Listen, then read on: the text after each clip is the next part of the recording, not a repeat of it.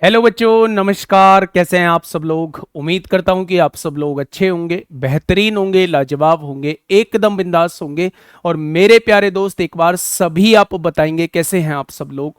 प्यारे दोस्त, आप लोग जानते हैं कि एसएससी सीजीएल सीएचएसएल यानी एसएससी का कोई भी एग्जाम हो, सब एग्जाम को ध्यान में रखते हुए हम लोगों ने कॉन्सेप्चुअल बूस्टर सीरीज हम लोगों ने स्टार्ट की है, जिसमें हम लोग एक क्लास के अंदर एक कॉन्सेप्ट को क्लियर कर रहे होते हैं और उसी पर बेस्ड क्वेश्चंस को हम लोग कर रहे होते हैं।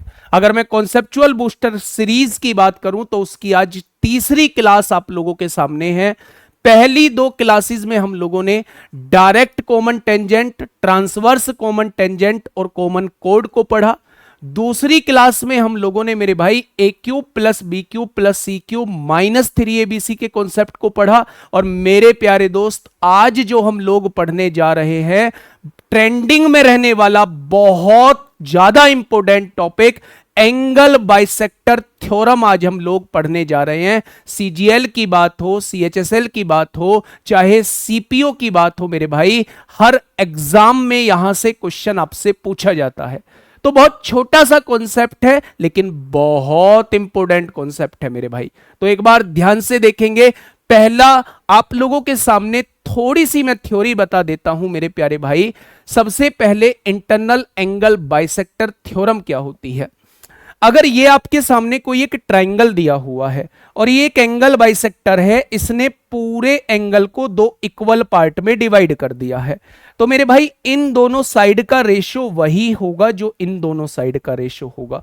ऐसा तभी होता है जब ये एंगल बाइसेक्टर होता है मेरे भाई। When AD is an angle bisector, क्या होता है मेरे भाई, जब एडी एंगल बाइसेक्टर होगा तो इन दोनों साइड का जो रेशो होगा वो वही होगा जो इन दोनों साइड का रेशो होगा। और अगर मैं इन दोनों ट्राइंगल के एरिया के रेशो की बात करूं तो इनका एरिया का रेशो भी वही होगा जो इनकी साइड का रेशो होगा।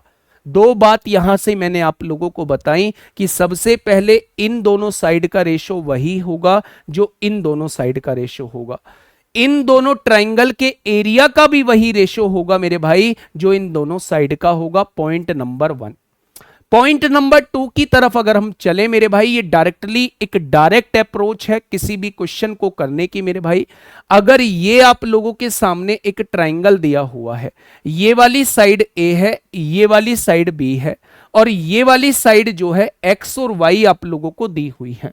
आप लोगों से इस एडी की लेंथ पूछी है यानी एंगल बाइसेक्टर की लेंथ पूछी है, तो आप इन दोनों की मल्टीप्लाई करके उसमें से इन दोनों के प्रोडक्ट को अगर घटा देंगे तो आपके सामने इस एडी की लेंथ निकल के आ जाएगी। कोई दिक्कत नहीं है। यहां अगर मैं बात करूं कि ए एक एंगल बाइसेक्टर है, एंगल बाइसेक्टर मतलब दोनों बराबर बराबर एंगल में इसने डिवाइड कर दिया है। अगर मैं एडी की लेंथ निकालना चाहता हूं तो 2 इन दोनों साइड का मल्टीप्लीकेशन, कॉस के साथ आपको इस एंगल को लेना है और अपॉन में इन दोनों साइड का एडिशन नीचे लिख देना है। तो ये दोनों फॉर्मूले आप लोग याद रखेंगे। ये दोनों फॉर्मूले हम लोगों के यूज कहां होते हैं, तो मेरे भाई एंगल बाइसेक्टर की लेंथ निकालने के लिए यूज होते हैं। अगर एंगल दिया है तो ये वाला कॉन्सेप्ट यूज होगा और अगर एंगल नहीं दिया है, ये चारों साइड आप लोगों को दी हुई हैं, तो मेरे भाई ये वाला कॉन्सेप्ट यूज होगा। ठीक है दोस्त। एक और छोटी सी थ्योरी है आप लोगों के सामने जब हम एक्सटर्नल एंगल बाइसेक्टर थ्योरम की बात कर रहे होते हैं। ध्यान से समझिए। अगर मेरे प्यारे दोस्त मैंने आपसे कहा भैया जी ये मेरा एक ट्राइंगल है, कौन सा, ए बी और सी, मैंने क्या किया, इस लाइन को थोड़ा सा आगे तक ड्रॉ किया, इसका एंगल बाइसेक्टर यहां खींचा। एंगल बाइसेक्टर मतलब ये दोनों आधे आधे में बढ़ जाएंगे। इस लाइन को थोड़ा सा आगे तक बढ़ाया तो ये डी पॉइंट पे मिल गई। तो थ्योरम ये कहती है कि अगर आप B D upon C D निकालते हैं, अगर आप बीडी और सीडी का रेशो निकालते हैं मेरे भाई, बीडी और सीडी का रेशो निकालते हैं तो वो रेशो इन दोनों साइड के रेशो के बराबर आता है। इन दोनों साइड के रेशो के बराबर आता है। कैसी लगी ये बात? तो आप कहेंगे जी शानदार जानदार लगी। मेरे भाई पहला क्वेश्चन आपके सामने है ना, 10 क्वेश्चन आपके सामने कराऊंगा, 10 से 11 क्वेश्चन, और 10 से 11 क्वेश्चन में मेरे भाई टॉपिक पूरी तरीके से क्लियर हो जाएगा। पहला क्वेश्चन आप लोगों के सामने, फटाफट बताइए। आपने कहा जी इन ट्राइंगल एबीसी, भैया जी एक फोटो बना ले सुंदर सा सुशील सा, आपने कहा जी बना लीजिए। मैंने कहा एबीसी एक ट्राइंगल दिया हुआ है, आपने कहा जी बहुत बढ़िया। AD is the internal bisector of angle A, ये जो है एडी जो है वो एंगल बाइसेक्टर है, यानी ये दोनों बराबर बराबर एंगल हैं। Which meets the side BC at D, if BD बराबर 5 सेंटीमीटर और बीसी बराबर 7.5, ये पूरी 7.5 दी हुई है तो 7.5 में से 5 जाएगा तो ये 2.5 बच जाएगा। बहुत बढ़िया ji. Then what is a b ratio a c, भाई साहब अगर ये एंगल बाइसेक्टर है तो जो रेशो इनका होगा वही रेशो इनका होगा, तो निकाल दीजिए ना मेरे भाई इनका रेशो। 25 से कम 25, 25 दूनी 50, तो इनका भी रेशो क्या आ जाएगा? 2:1 आ जाएगा। मेरे भाई रेशो कितना आ जाएगा? 2:1 आ जाएगा। कोई दिक्कत समस्या? कोई दिक्कत समस्या नहीं है। नेक्स्ट क्वेश्चन पे चलिए, फटाफट मुझे आंसर बताइए मेरे भाई, फटाफट मुझे आंसर बताइए क्या होगा इस क्वेश्चन का बिल्कुल सही जवाब। ट्राइंगल एक्स वाई जेड, एक ट्राइंगल बनाइए बेटा, छोटू सा एक ट्राइंगल बनाइए। ये रहा हमारा छोटकू सा ट्राइंगल, ये हमें दिया हुआ है एक्स वाई और जेड। एक्स वाई की वैल्यू 5 सेंटीमीटर है, ये वैल्यू 5 दी हुई है। एक्स जेड की वैल्यू जो है वो 7 सेंटीमीटर आप लोगों को दी हुई है। And q is a point on y z, q यहां एक पॉइंट है मेरे भाई, such that x q bisect angle x, यानी ये एंगल बाइसेक्टर बन जाता है। Find the value of y q, यानी ये वाली अपॉन क्यू जेड, इस वाली की रेशो पूछा है, 5:7 ही हो जाएगा। इतने आसान क्वेश्चन पूछे जाते हैं भाई साहब, 2024 में पूछे गए हैं। दिमाग में सेट कर लो, बताना नहीं है किसी को, किसी को बताना नहीं है, हमने ये चीज भी पढ़ रखी है, ऐसे भी क्वेश्चन आपसे पूछे गए हैं। बताइए क्वेश्चन नंबर 3 का जवाब क्या होगा? एक बार फटाफट वीडियो को पॉज करिए और मुझे बताइए कैसी लगी थ्योरम। बीच थ्योरम में मेरे भाई कमेंट करके बता दीजिए कि कैसी लगी थ्योरम, कैसा लगा मेरे भाई ये कॉन्सेप्ट। तो क्वेश्चन नंबर 3 आप लोगों के सामने है, फटाफट से बताइए। उसने कहा ट्राइंगल ए बी सी में, आपने एक फोटो बनाया ट्राइंगल ए बी सी का। भैया जी थोड़ा सा तेज कराइए ना, करो तेज मेरे भाई। एबीसी का एक फोटो बना लिया। ए बी कितनी दी हुई है? 6 सेंटीमीटर दी हुई है। बी सी कितनी दी हुई है? 9 सेंटीमीटर दी हुई है। बहुत बढ़िया। ए सी कितनी दी हुई है भैया जी? 12 सेंटीमीटर दी हुई है। एडी जो है वो बीएसी का कौन समद्विभाजक है? एडी यानी ये वाला जो है ये बीएसी का कौन समद्विभाजक है? एंगल बाइसेक्टर है। डीबीसी पर एक बिंदु है, बहुत बढ़िया। तो डीसी का मान पूछ रहा है भैया जी, ये वाली वैल्यू पूछ रहा है। अगर ये एंगल बाइसेक्टर है तो इनका रेशो क्या आएगा? इनका रेशो मेरे भाई 1:2 ही आ जाएगा। आएगा क्या? मेरे हिसाब से पूरी लेंथ ये 1 है, ये 2 है, टोटल मिला के कितनी बैठ रही है? 3 बैठ रही है। उसने टोटल मिला के 9 दी है, तो क्या एक पार्ट की वैल्यू 3 आ जाएगी? उसने डीसी की वैल्यू पूछी है, यानी वो 2 पार्ट की वैल्यू पूछ रहा है। अगर 1 बराबर 3 तो 2 बराबर कितना आ जाएगा भैया जी? 6 आंसर आ जाएगा। वाजी वाह, कमाल कर दिया। नेक्स्ट क्वेश्चन पे आइए, नेक्स्ट क्वेश्चन पे आइए मेरे भाई। क्वेश्चन नंबर 4 की तरफ चलते हैं। उसने कहा ट्राइंगल पीक्यूआर में एक फोटो बनाइए ना, आसान सा सुशील सा छुटकू सा एक फोटो बनाइए सुंदर सा। आपने कहा जी बना दिया, लो सुंदर सा फोटो मेरे भाई। उसने कहा है एंगल आर समद्विभाजक भुजा पी क्यू को एस, पी क्यू कौन सी है? ये एंगल आर का समद्विभाजक, यानी इसका समद्विभाजक पी क्यू को एस पर कट करता है। बहुत बढ़िया। पी आर की वैल्यू 10 दी गई है, बहुत अच्छी बात है। आर क्यू की वैल्यू 14 दी गई है, बहुत अच्छी बात है। जब मैं रेशो निकालूंगा तो ये रेशो 5-7 निकल के आएगा, यानी ये वैल्यू भी 5 हो जाएगी, ये वैल्यू भी 7 हो जाएगी। बहुत बढ़िया। उसने कहा है PQ की लेंथ 12 है, इस पूरे की लेंथ उसने 12 दी हुई है। मेरे हिसाब से भी 12 बैठ रही है, तो मेरे भाई ये 5 सेंटीमीटर हो जाएगी, ये 7 सेंटीमीटर हो जाएगी। तो उसने कहा है SQ की लंबाई कितनी है? आंसर 7 सेंटीमीटर हो जाएगा। भैया जी ऐसे भी क्वेश्चन आते हैं बेटा जी, Tier 2 में भी पूछे जाते हैं, ये भी देखो थोड़ा सा। प्री की है सवाल नहीं बेटा, टीयर 2 में भी एक टॉपिक पूछा गया है। जल्दी से मुझे बताइए क्या होगा इस क्वेश्चन का जवाब। क्वेश्चन नंबर 5 आप लोगों के सामने, 5 आप लोगों के सामने है। 8 सेंटीमीटर, 9 सेंटीमीटर और 12 सेंटीमीटर भुजाओं वाले ट्राइंगल एबीसी में एक फोटो आपने बनाया। ट्राइंगल एबीसी एक फोटो आपने बनाया। ये ट्राइंगल मेरे भाई एबीसी आपने बना दिया। एक साइड 8 दी है, एक साइड 9 दी है और एक साइड 12 दी है। उसने कहा है सबसे बड़े कोण का कोण समद्विभाजक। बेटा जो भुजा सबसे बड़ी होती है उसके सामने का कोण भी सबसे बड़ा होता है। इसका कोण समद्विभाजक जो है विपरीत भुजाओं को दो खंडों में विभाजित करता है। इन दोनों को दो खंडों में विभाजित करता है। छोटे खंड की लंबाई बतानी है। तो मेरे भाई अगर ये एंगल बाइसेक्टर है तो जो रेशो इनका होगा वही रेशो इनका हो जाएगा। मेरे हिसाब से टोटल लेंथ 17 बैठ रही है। क्वेश्चन ने कितनी दी हुई है 12, तो एक पार्ट की वैल्यू 12/17 हो जाएगी। वो छोटे पार्ट की वैल्यू पूछ रहा है यानी वो 8 पार्ट की वैल्यू पूछ रहा है। तो मेरे भाई 96/17 हो जाएगी। और 17 पंजे 85 होते हैं। 85 में क्या जोड़ दें, 11 जोड़ दें तो छोटे खंड की लंबाई कितनी आ जाएगी 5 सही 11/17। बहुत बढ़िया क्वेश्चन सीपीओ 2023 में आपसे पूछा गया है। नेक्स्ट क्वेश्चन, क्वेश्चन नंबर 6 आपके सामने है, फटाफट मुझे बताइएगा। पढ़ते हैं मेरे भाई क्वेश्चन को एक बार। एंगल डी ई एफ, भैया जी फोटो, ये लो फोटो, और बताइए क्या चाहिए। आपने कहा जी कुछ नहीं, बस ऐसे ही क्लास लेते रहो, मजा आ रहा है ऐसी क्लास में ही।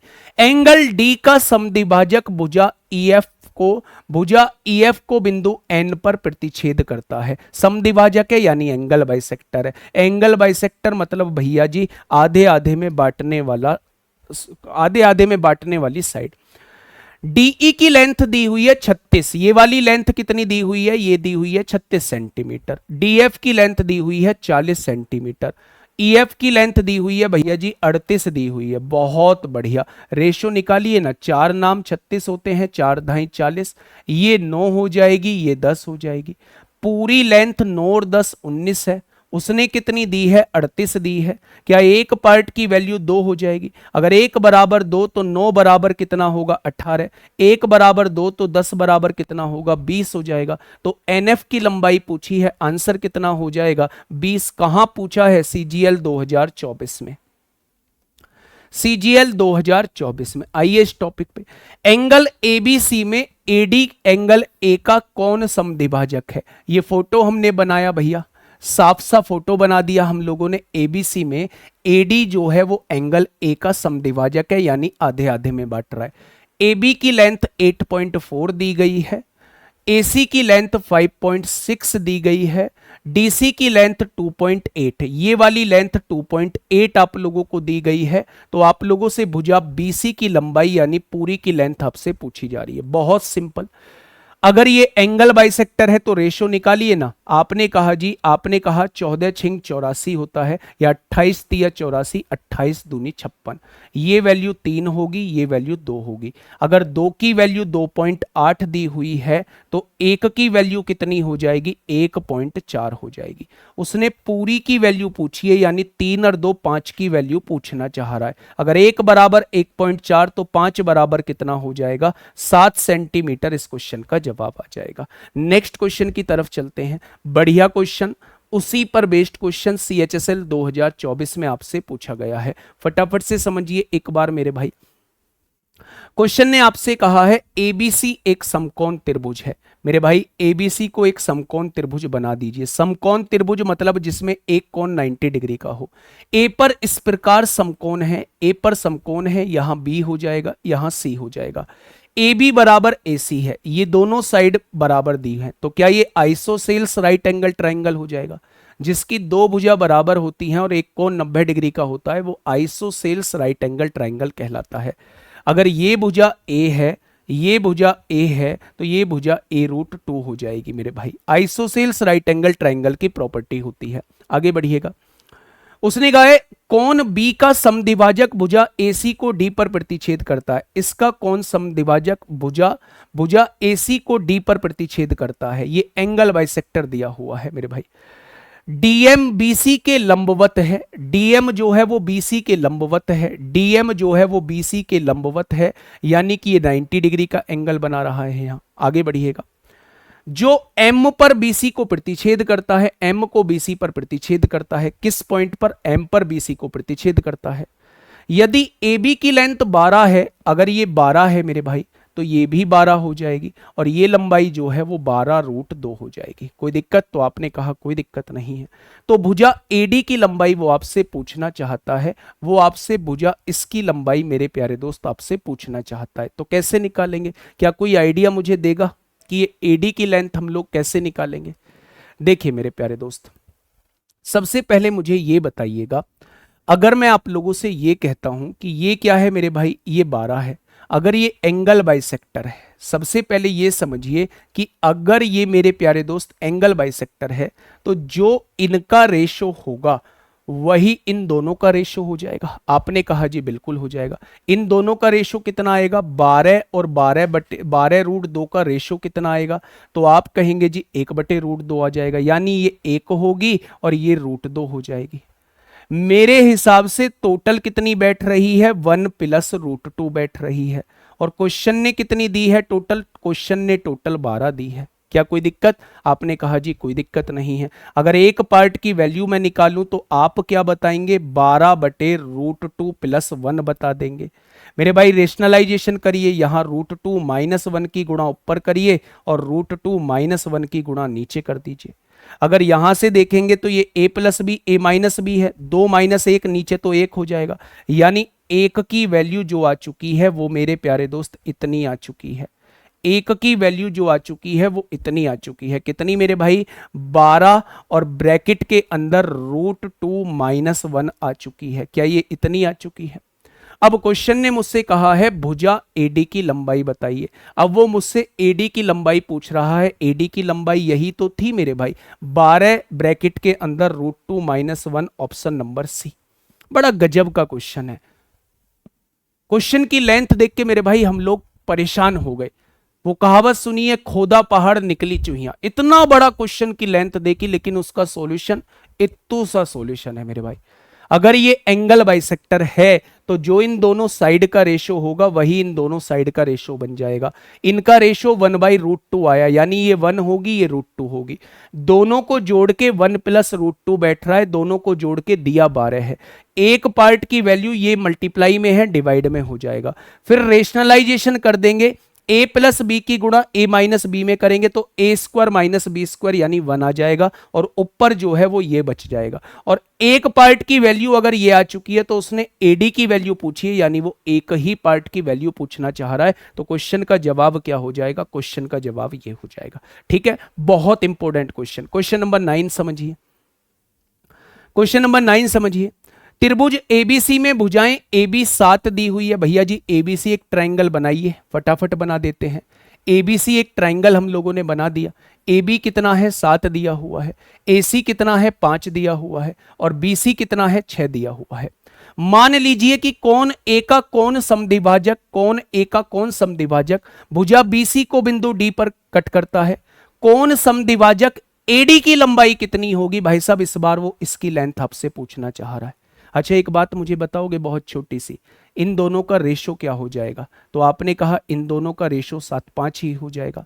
मेरे हिसाब से लेंथ कितनी बैठ रही है? 7 और 5 12, और इसने कितनी दी हुई है? 6। क्या एक पार्ट की वैल्यू 6/12 हो जाएगी? आपने कहा जी बिल्कुल हो जाएगी। क्या 1 = 1/2 हो जाएगा? आपने कहा जी बिल्कुल हो जाएगा। अगर 1 = 1/2 है तो 7 = 7/2 हो जाएगा और 5 = मेरे भाई 5/2 हो जाएगा। क्या इस बात में कोई दिक्कत? अगर एंगल बाइसेक्टर की लेंथ निकालनी है तो इन दोनों के गुणनफल में से इन दोनों के गुणनफल को घटा दो। 35/4 को घटा दो। 7 × 5 = 35, 2 दूनी 4 को घटा दो। तो 35 चौका 140 में से 35 जाएगा, 105 बचेगा और 105 को 4 से डिवाइड करोगे, 4 दूनी 8 होगा, 2 बचेगा, 4 × 6 = 24 यानी 26.25 आ जाएगा। AD² जो आता है मेरे प्यारे दोस्त, AD² यानी जो ये आप लोगों का एंगल बाइसेक्टर दिया है, इसका स्क्वायर हम लोगों को अगर निकालना है तो इन दोनों की मल्टीप्लाई करिए, माइनस कर दीजिए इन दोनों की मल्टीप्लाई को, तो यहां से स्क्वायर हटाएंगे तो यहां स्क्वायर रूट लगा देंगे, तो ये इस क्वेश्चन का जवाब आ जाएगा। क्वेश्चन नंबर 10 का जवाब दीजिए मेरे भाई, क्या होगा इस क्वेश्चन का बिल्कुल सही जवाब। क्वेश्चन नंबर 10 एक बार बताइएगा, देखिए ध्यान से। ट्राइंगल एबीसी दिया हुआ है, आपने एक फोटो बनाया ट्राइंगल ए बी सी, आपने एक फोटो बनाया ट्राइंगल ए बी और सी। ए बी और ए सी का रेशो जो दिया हुआ है वो 5:2 दिया हुआ है, कितना 5:2। अच्छा बी सी जो दिया हुआ है वो कितना दिया हुआ है, आपने कहा वो 9 दिया हुआ है। बी ए को डी तक बढ़ाया जाता है, बी ए को डी तक बढ़ाया जाता है, यहां डी तक बढ़ा दिया गया है। और कौन सीएडी का समद्विभाजक, इसका समद्विभाजक जो है वो यहां कहीं मिलता है, बीसी को कहीं आगे बढ़ाने पर ई पर मिलता है, मिला दिया। सी की लंबाई वो आपसे पूछ रहा है, इसकी लंबाई। आप एक बात जानते हैं, मैंने अभी थ्योरम बताई थी आप लोगों को कि अगर आप बीई अपॉन सीई का रेशो निकालते हैं, इस वाली लेंथ का और इस वाली लेंथ का रेशो निकालते हैं, तो वो हमेशा इन दोनों के रेशो के बराबर आता है, इन दोनों के रेशो के बराबर आता है। मैं इसको x मान लेता हूं, तो बीई कितना हो जाएगा, 9 + x हो जाएगा मेरे भाई, आपने कहा बिल्कुल हो जाएगा। सीई कितना हो जाएगा, ये x दिया हुआ है, यहां से जब आप देखेंगे तो 9 दूनी 18 होगा, प्लस का 2x हो जाएगा, और 5 की गुणा x में करेंगे 5x होगा, प्लस 2x से इधर आके -2x हो जाएगा, तो 3x की वैल्यू 18 हो जाएगी, तो क्या x की वैल्यू 6 आपके सामने आ जाएगी, यानी x की वैल्यू 6 आ चुकी है, ये 6 सेंटीमीटर आपके सामने हो जाएगी। एक नंबर का क्वेश्चन प्यारे दोस्त आप लोगों के सामने था। एक और क्वेश्चन आप लोगों के सामने है, ये आपके लिए होमवर्क है, और मुझे पूरी उम्मीद है कि इस क्वेश्चन का जवाब जो है वो आप कमेंट बॉक्स में जरूर दोगे। और मेरे भाई क्वेश्चन का जवाब दिया करो, उससे थोड़ी सी हमें लोगों को भी एनर्जी मिलती है, हम लोगों को भी ऐसा लगता है कि हमें जो है पूरी ताकत के साथ जो है वो नेक्स्ट क्लास लानी चाहिए, क्योंकि बच्चा उस क्लास का वेट कर रहा है। तो मिलेंगे नेक्स्ट क्लास में एक शानदार कंटेंट के साथ। Okay, tata, bye bye.